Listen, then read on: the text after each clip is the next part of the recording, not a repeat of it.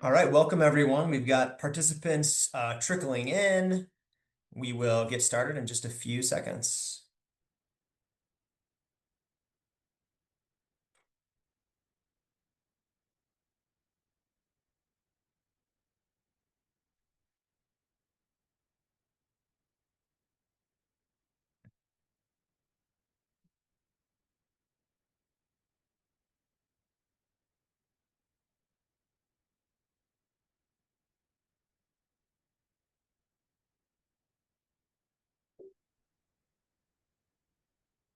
All right, welcome everyone. I suspect the attendee count will continue to tick up as people jump over from other meetings, but we got a lot to get through, so we can go ahead and jump right into it. Great to see a lot of folks on the call here. Topic for today is one we're really excited about, generative engine optimization, how B2B marketers can win visibility in the AI era. This is something we spend a lot of time thinking about at Walker Sands and a lot of time executing on with our clients. Before we set up the topic, a few quick housekeeping notes. Several of you have reached out and asked if the webinar will be recorded. Yes, it will be. You'll get this in your inbox after we're done here, along with a guide to optimizing content for GenAI platforms. So that's a leave behind we've created for everyone. So look for that afterwards. We do have a lot of content to get through, so we're not doing a live Q&A on this call. If you do have questions, feel free to send us a note, hello@walkersands.com. Easy way to get a hold of us, and we can pick that thread up with you there. But let's jump into introductions. I'm Andrew Cross, co-CEO of Walker Sands. We are an integrated marketing firm for B2B tech and services businesses. We support our clients across strategy, content and creative, strategic communications, and digital marketing. Our mission is to accelerate growth. And John and I are really fortunate. We get to work with many of the best clients and the best marketers, and I would say the best humans in B2B. And hello, everyone. I'm John Fairley, the SVP of Marketing Operations and SEO at Walker Sands. I've been an SEO for over 25 years, and I oversee our generative engine optimization services for our clients. For our more complex client engagements, my role is typically a primary architect or a technical lead. I focus every day on innovation and bringing new integrated solutions to drive meaningful business outcomes for our clients. And today, I'm super excited to share our proven approaches for driving impact in generative AI environments. All right, so we're here to talk about generative AI in a very specific context. So when we're talking about Gen AI today, it's not about generative AI in workflows, right? So this is not about how do you use generative AI to produce deliverables or do research or write better content. That's a great topic. It's not this topic. Today, we are talking specifically about generative AI as a channel. And we really want everyone to take away three big things from the conversation today. First is understanding how Gen AI is reshaping how brands are discovered and evaluated. I've talked to several people recently who have said, I haven't done a Google search in months, right? And I think we're seeing that with the audiences that we're trying to reach as marketers. They're combing through fewer blue links, and instead they're having more meaningful conversations with AI about our brands and our products before they ever talk to sales. Number two is, we really want everyone to gain foundational knowledge of how generative AI sees your brand. The thinking being that if we want to influence this stuff as marketers, we need a pretty good baseline understanding of how it works, right? So how is information retrieved? How does an LLM build a probabilistic understanding of your brand? Where are they pulling content from? So that's number two. And then number three is we want you to have a practical framework for brand performance in a Gen AI environment. So this is, what do we do about it? So we'll walk through the application of what we've learned at Walker Sands about how do you make a brand discoverable and credible and compelling in an environment that is increasingly AI first. So before we get into it, we want to launch a quick poll. So this is a quick pulse check. A pop-up is going to appear on your screen. And responses are anonymous, but we'll show the aggregate results here in a moment. The question is, where are you today, you as an organization, in shaping how your brand appears in Gen AI? So this is on a spectrum from 1, which is unfamiliar, So maybe we have yet to have a discussion internally about this. 2 is aware and curious. So, right, we're in learning mode. We're beginning to explore. 3 is experimenting if you're running tests or pilots to influence brand presence. And then 4 is strategizing and scaling. So that's if you have a plan that you're executing and iterating on. Get a second to get all the answers in, and then we'll close out the poll and see where we're at.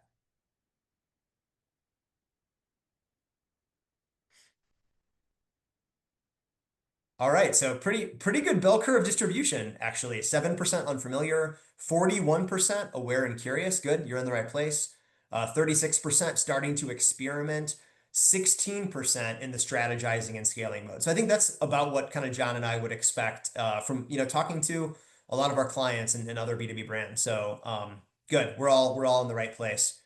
I have kind of 2 parallel thoughts on this topic. One is that it's easy to be overwhelmed. I personally try to spend a fair amount of my free time getting smart about Gen AI as a channel, implications for marketing. I've got a lot more to learn. This stuff is moving very quickly.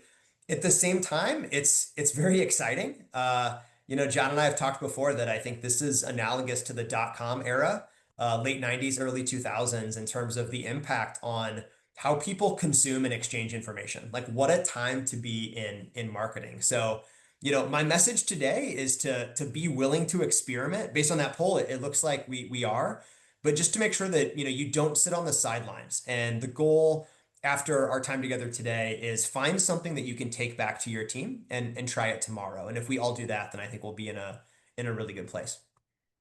So let's jump into it. Want to spend just a few really brief minutes on setting up, why this matters.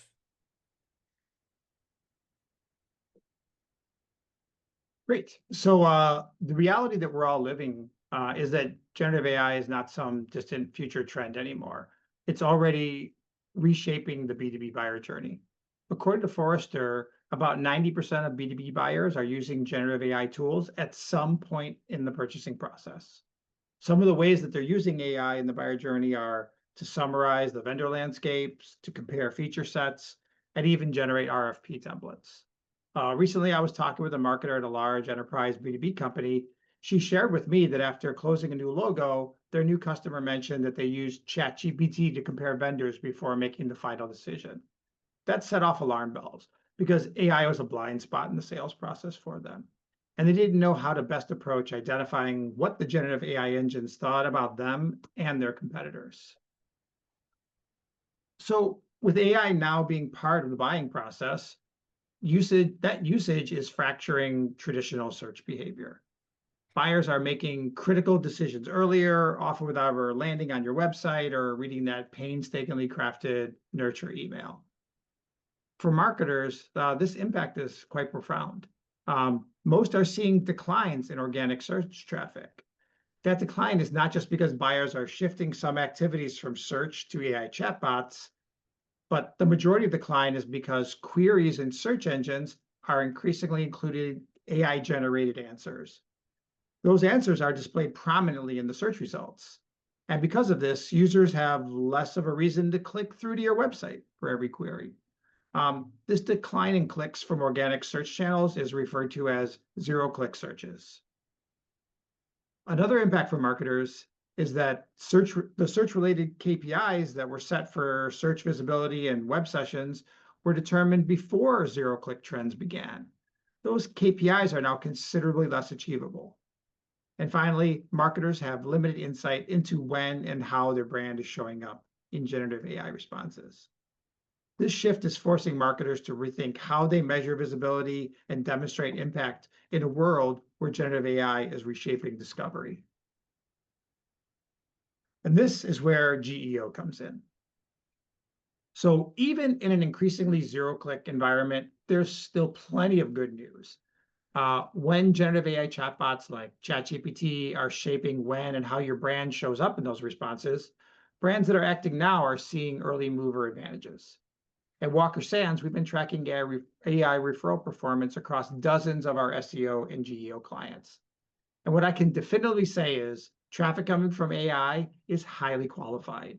We are seeing on average that conversion rates are double, or in many cases, 3 times higher from generative AI referrals. Today, the traffic volumes from AI referrals are low, but they are growing at a fast rate. And because of that high conversion rate, which is often higher than most other channels, AI is punching above its weight for conversions. So if you're waiting for the dust to settle, that means you're likely ceding some critical digital territory to faster moving competitors. In this environment, speed and adaptability pays dividends. One thing I hear frequently from clients is that they don't have budget for optimizing for AI. Looking back in time to when most marketers finalized their 2025 budgets, GEO wasn't on their radar. Now, here we are, more than halfway through 2025, suddenly the pressure's on. Almost every day I hear from a marketer that their leadership is asking, how are we showing up in generative AI? But there's no budget, no team resources, no pre-approved plan to address it. So brands that didn't earmark funds for experimentation are kind of scrambling to reallocate, while their competitors who had invested early are reaping rewards. And so you can think about it as GEO, not just a technical or content challenge, but at this moment in time right now, it's also a budgeting and planning challenge. Marketers should consider using remaining discretionary budgets for GEO or securing additional 25 budget now.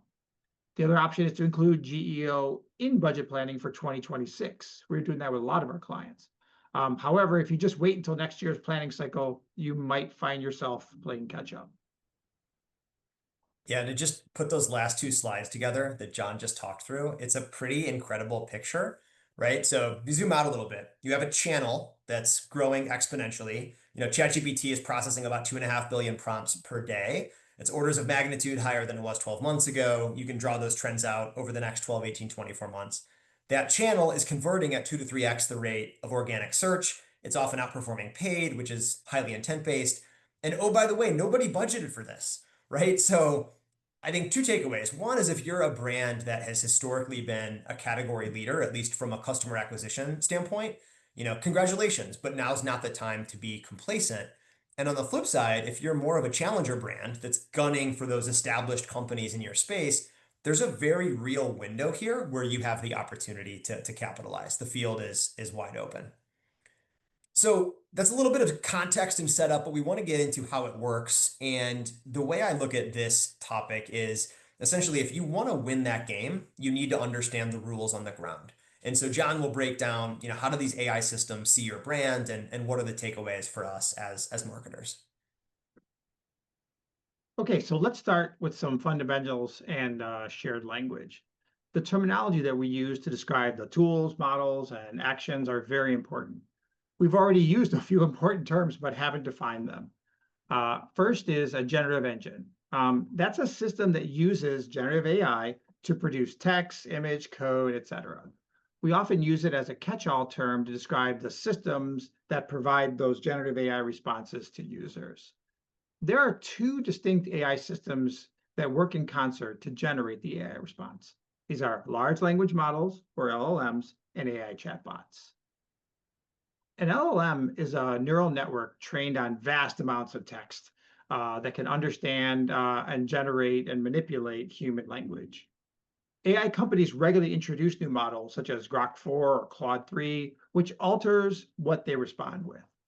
The models rely on training data, and that training data has cutoff dates that may be months or even years old.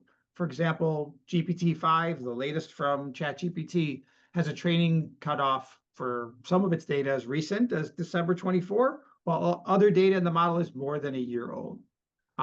As a result, the LLMs don't know about your recent content unless their capabilities are grounded in real time with additional information. We'll talk about that important concept of grounding in just a minute, but let's first talk about where LLMs get their training data. So LLMs contain a baseline perception of your brand. The information they were trained on to create that perception came from a variety of sources. First was your own content. It's found on your website, blog, press releases, things like that. Next came the aggregators of information, such as Wikipedia and community-driven websites where people discuss products and services. Think Reddit or Quora. Another source was review platforms like G2 Crowd or Capterra.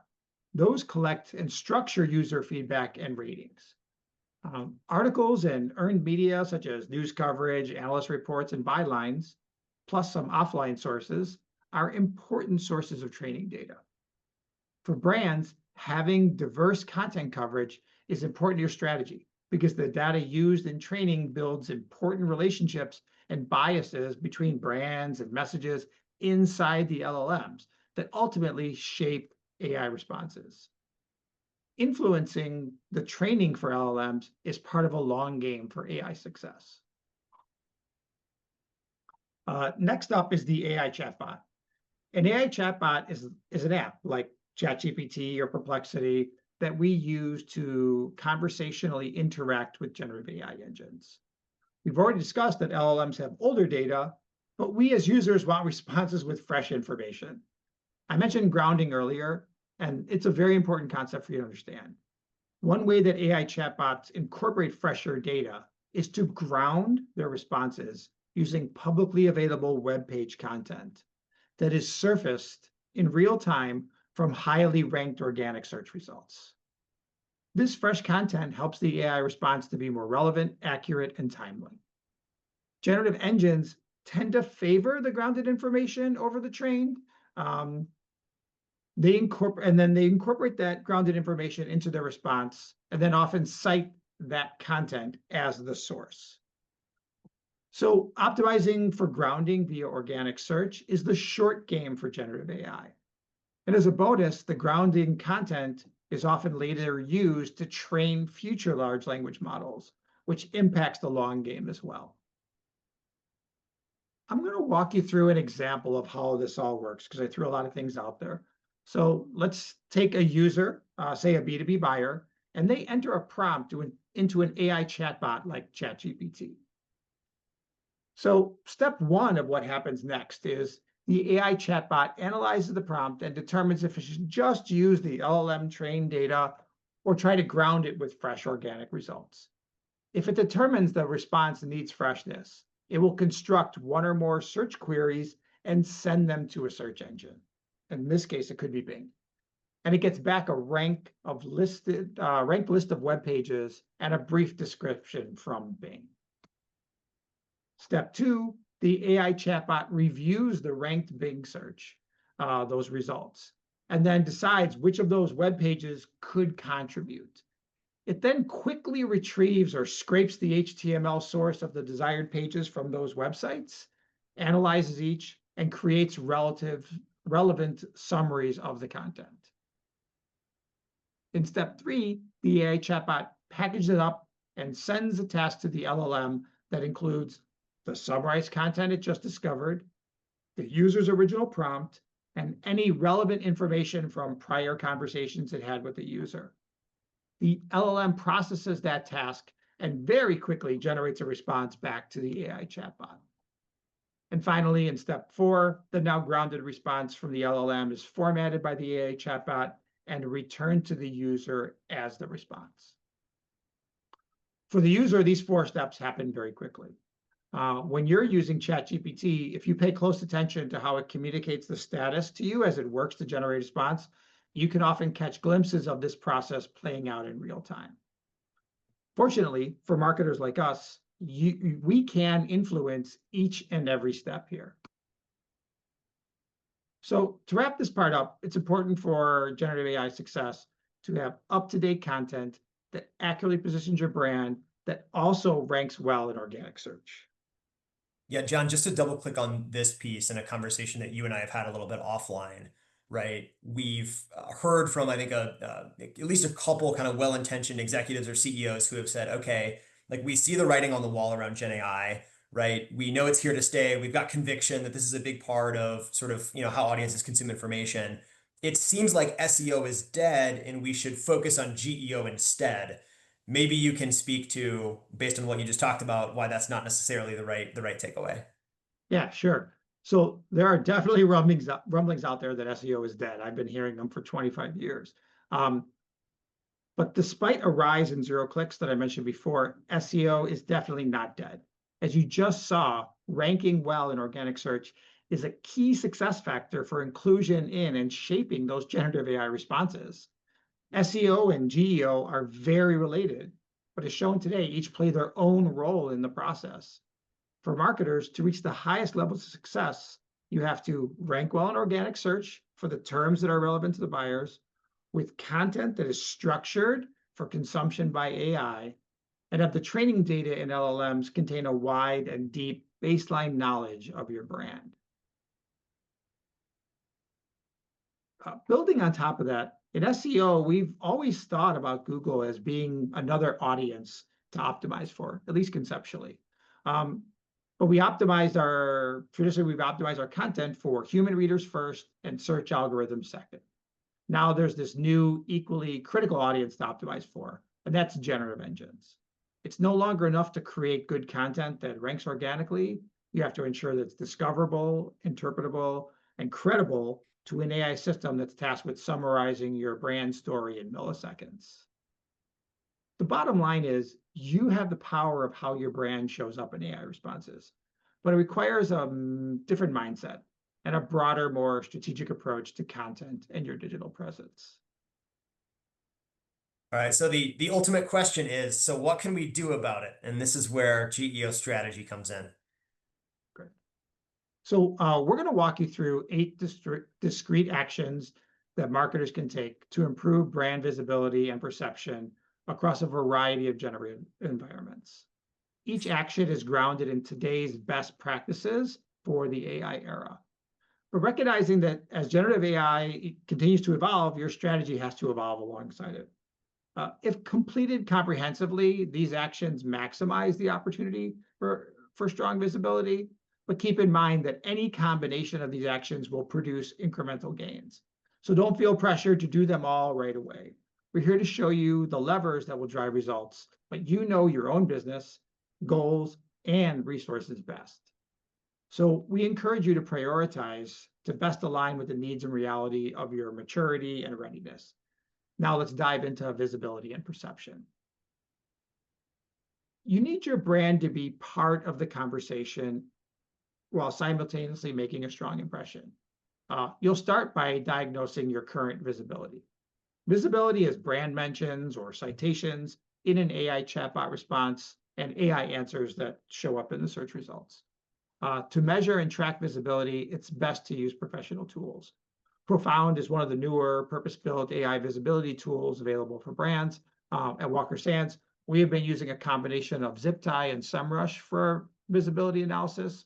These tools evolved from SEO tools, so they were easily adapted by us to our SEO workflows. You should gather data on which relevant keyword queries include AI overviews in Google search results. And if they do, check if your brand is mentioned or cited. You can plot those 2 data points for your brand and competitors in a chart as shown here to visualize how you stack up. You should identify, from that list, you should identify representative prompts and track visibility over time in the top AI engines used by B2B buyers. And that we've seen ChatGPT, Perplexity, and Google AI overviews. Even without tracking tools, you can manually test prompts and document visibility for those same engines. After visibility, it's critical to understand the perception of your brand and how it's conveyed to buyers. To do this, we recommend that you converse with an AI chatbot as if you are the prospect decision maker. This is done by first giving the chatbot instructions to act as a particular buyer persona that is looking for a vendor solution or service. Then ask the chatbot about your brand's strengths, weaknesses, reputation, outcomes, ability to deliver, etc. All the while having it compare your brand to the competition. Examine all those responses and look for omissions and misconceptions. These become topics for your owned, earned, and shared content strategy. Then ask the AI chatbot to recommend by force ranking your brand and the competitors, and ask it to explain why. How your brand ranks and why should also influence your content strategy. And because LLM models are regularly released and organic search results that ground those responses change often, you should reassess at least quarterly. And so before you start optimizing content, you need to identify which topics to focus on. We just mentioned personas and how they're used for identifying brand perception in AI responses. Your task here is to uncover topics that are highly relevant to your target personas. And you can do this by using persona-driven prompts. These prompts include instructions to act as if the chatbot is the persona. Here's an example of a prompt you might make in ChatGPT. You are a seasoned CTO at a Fortune 500 healthcare company located in the United States.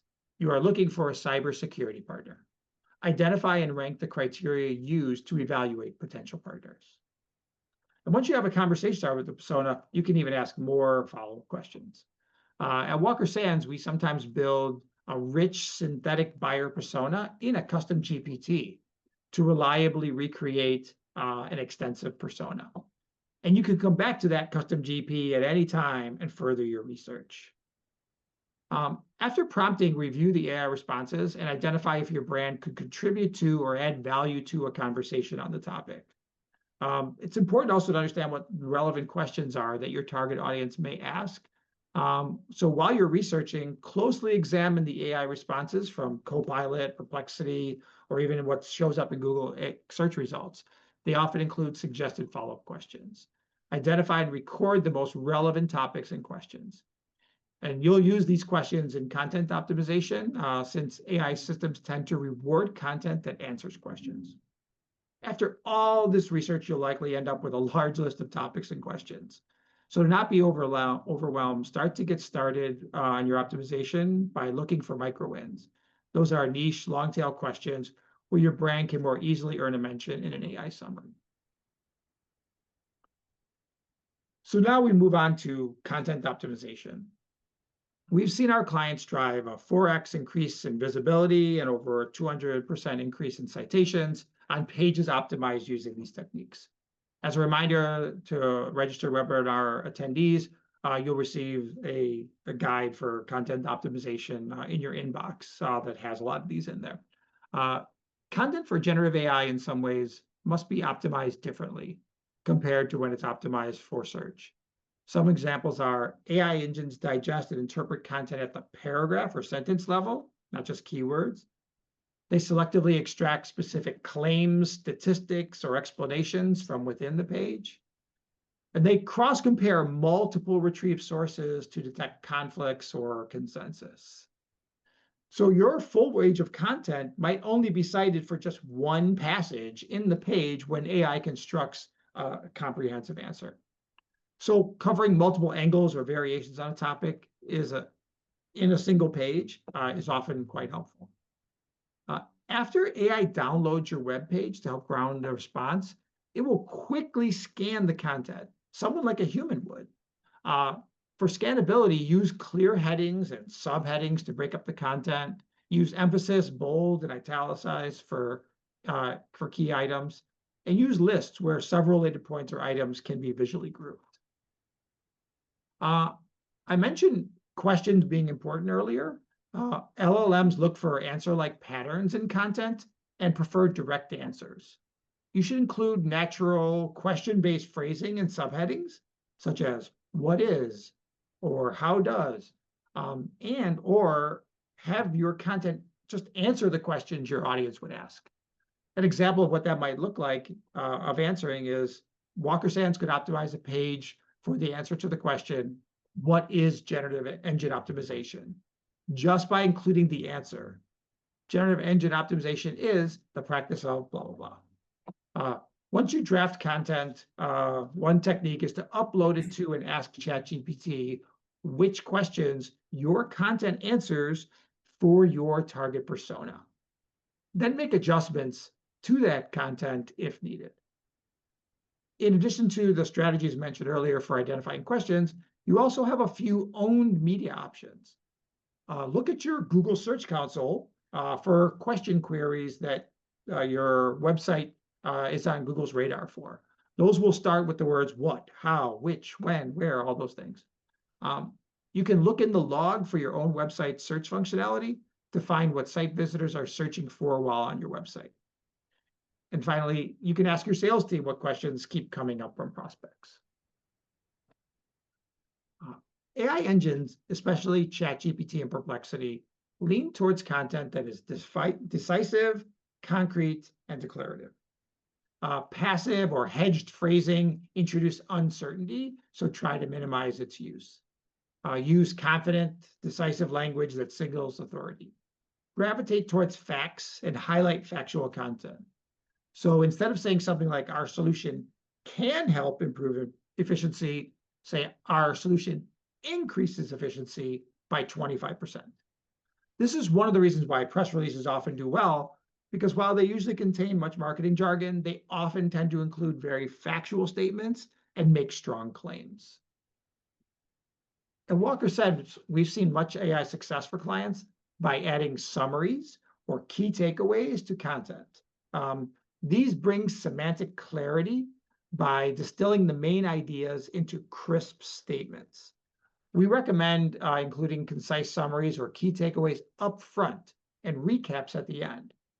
If the content is long, the real-time AI analysis might not consume the entire page of content. Try to do things very, very quickly.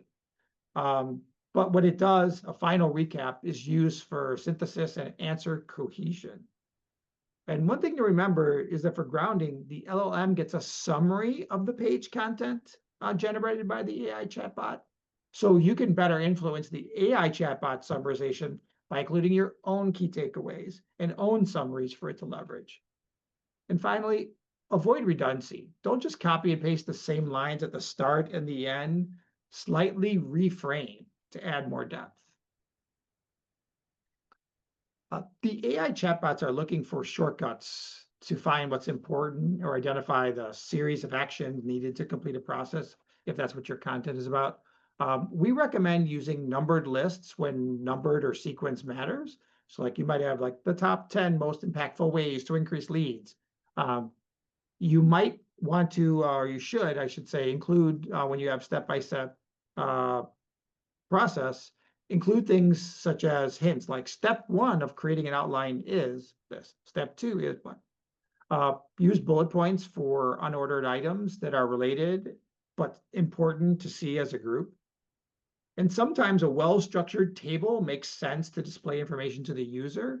So use tables for comparisons or when multiple pieces of information share multiple categories of information. Examples of this might be feature comparisons or pricing tables. These techniques also help with scalability. It's also important to link to credible external sources and cite data or proof points to enhance trust. Linking to or from relevant and credible sources of content helps provide search engines with signals that help with ranking. LLMs don't actually click on links, but they parse the text in and around the link. So use definitive language in the anchor text. For example, IDC projects the market to grow 14% annually. Take care when selecting the words surrounding the link. Have it add context or authority like, according to Forrester, ... So if you think about like a citation that you might have that says like a 2024 PwC survey of 1,200 executives found that 68% are investing in AI, that will outperform a chunk that simply says most executives are investing in AI. It'll use the recency cues like the in 2024, or you can also use things like last year's survey, since LLMs can prioritize those temporal signals when aligning answers. After all is said and done, you must write original value-added content, not AI-generated filler. Using AI as a writing orchestrator is our recommendation, not as a writer. Google has specific quality rater guidelines that classifies auto or AI-generated content with the lowest possible quality rating. So craft high-quality original content for your brand. And AI engines want to diversify the sources of information used in an AI answer. So if you just regurgitate or copy what others are doing without doing it better or from another angle, you are likely to see less success for your efforts.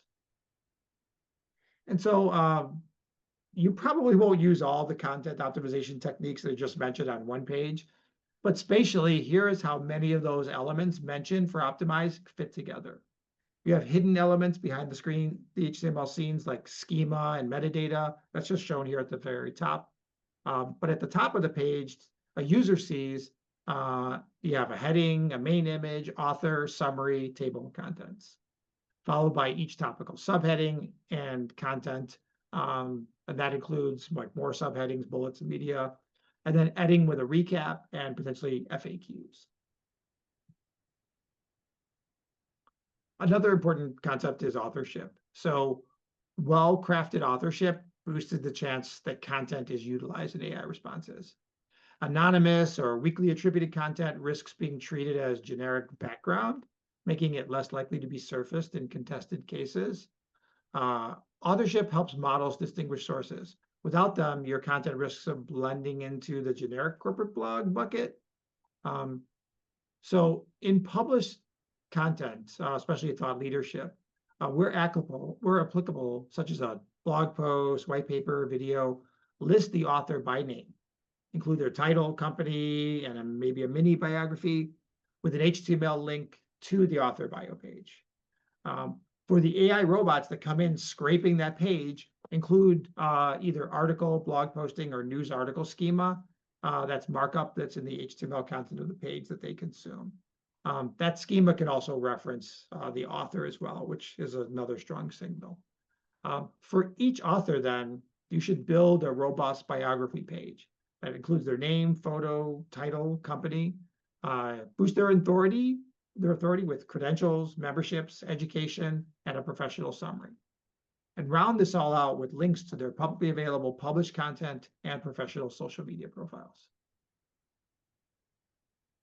So winning in the AI race requires your technical foundation to be strong and provide the signals that AI engines prefer. If you were going to share one slide from this webinar with your developers, it would be this one. A few key principles. I mentioned previously that using structured data for author markup, but you can also use it for FAQs, organizations, article blog that's inside your website content. You should maintain a logical header hierarchy using HTML tags for heading 1, heading 2, heading 3, and so on. Include alternative text for images, transcripts for videos, and things like that, so that AI bots can easily understand media. Remember, they're doing this in real time, very, very fast. They can't watch a 30-second video and put it into a response.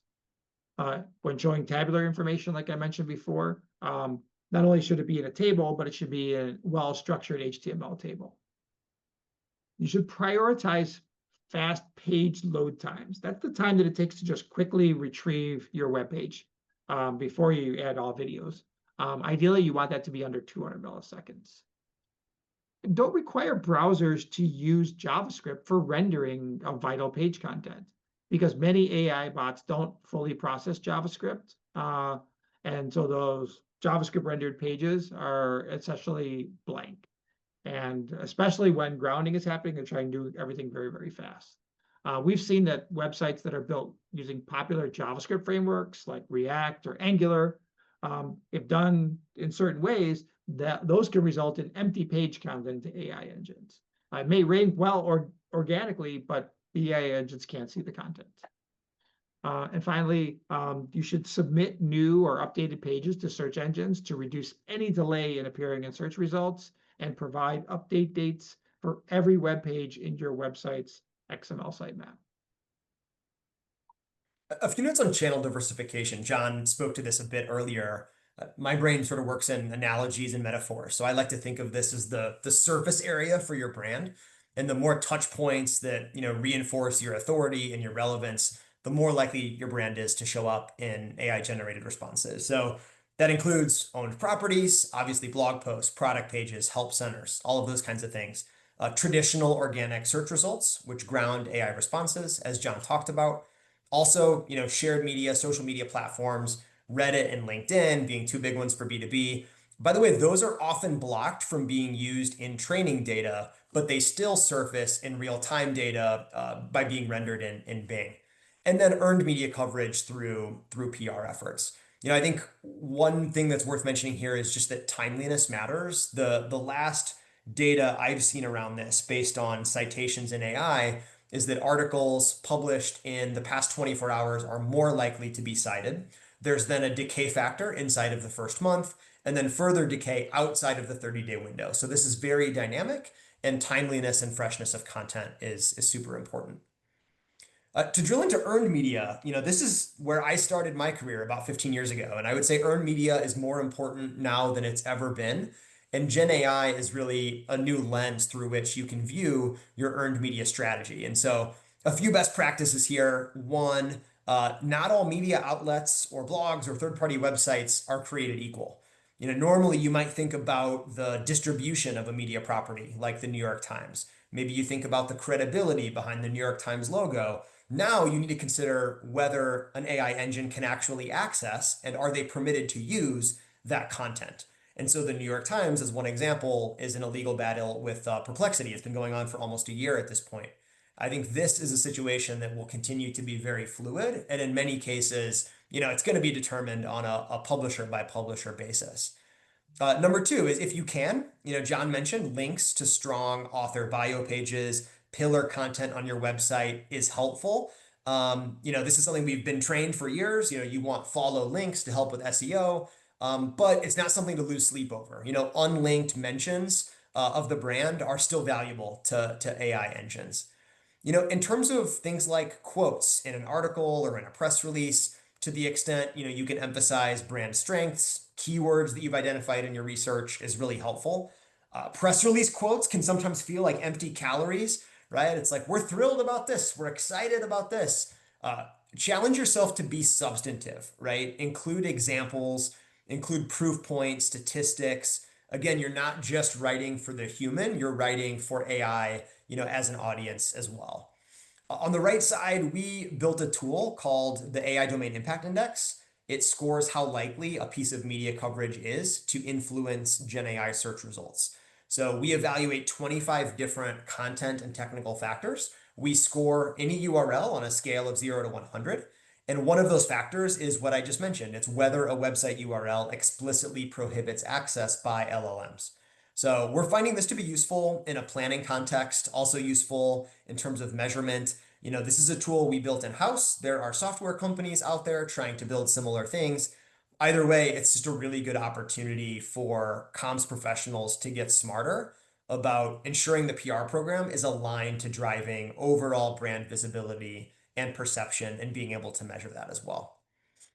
And speaking of measurement, I mean, obviously we can't hit this topic without at least addressing measurement. I think there's sufficient evidence that GEO requires a fresh look at measurement in some ways. So none of this intended to be prescriptive, but a few things to think about. One is the core metrics on the left. So certainly brand visibility, right? Is your brand appearing in LLM generated responses? Is it appearing for the right queries and the right topics? Which sources are being cited in AI outputs, and is your brand among those sources? Next would be brand perception, which is as it sounds. How is your brand being represented? Is the information accurate? Is it aligned with your positioning? Also, are there informational gaps or negative sentiment? I talked to somebody at a conference recently who works in communications for a big retail chain, and he said he views part of his role as basically being the accuracy police. And I said, like, what do you mean by accuracy police? And he said, well, ChatGPT will give incorrect answers about how many locations we have, about our retail footprint. And so part of his role is creating net new content specifically to rectify those accuracy gaps as one example. As you get into the brand competitor comparison, this is looking at things like share of voice, share of model is kind of another way to frame that, which is essentially, for a defined universe of prompts, how do you compare to competitors on a relative basis and over time? Recommendation ranking, when AI recommends companies, where do you rank within that recommendation and why? On the brand engagement side, web traffic is down. John alluded to this earlier. For a lot of B2B brands, we're seeing web traffic down something like 20% since the start of the year. There's a phenomenon in SEO called the great decoupling, which basically refers to website impressions in search results being dramatically up, whereas click-throughs to the website are down. And so there's a significant gap. And so traffic is still important to measure, but obviously those expectations have got to be reset internally. Obviously, it's important to understand referrals and conversions from various sources and content being crawled by AI bots. And then on the right-hand side, maybe in the slightly more advanced column, looking at lead qualification and pipeline, how are leads progressing through the various stages that are Gen AI sourced, and also sales pipeline created on the back of that, and how does that move through the funnel?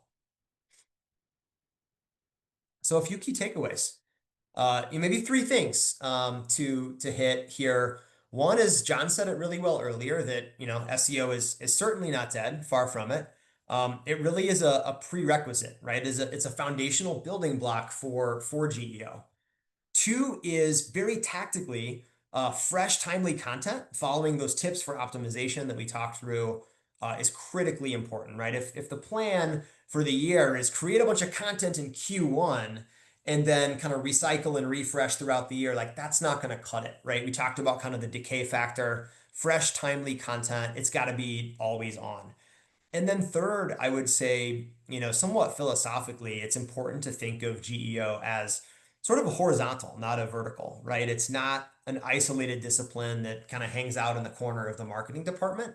It's an approach that cuts across many aspects, if not all aspects of marketing, and it touches really every part of the buyer experience.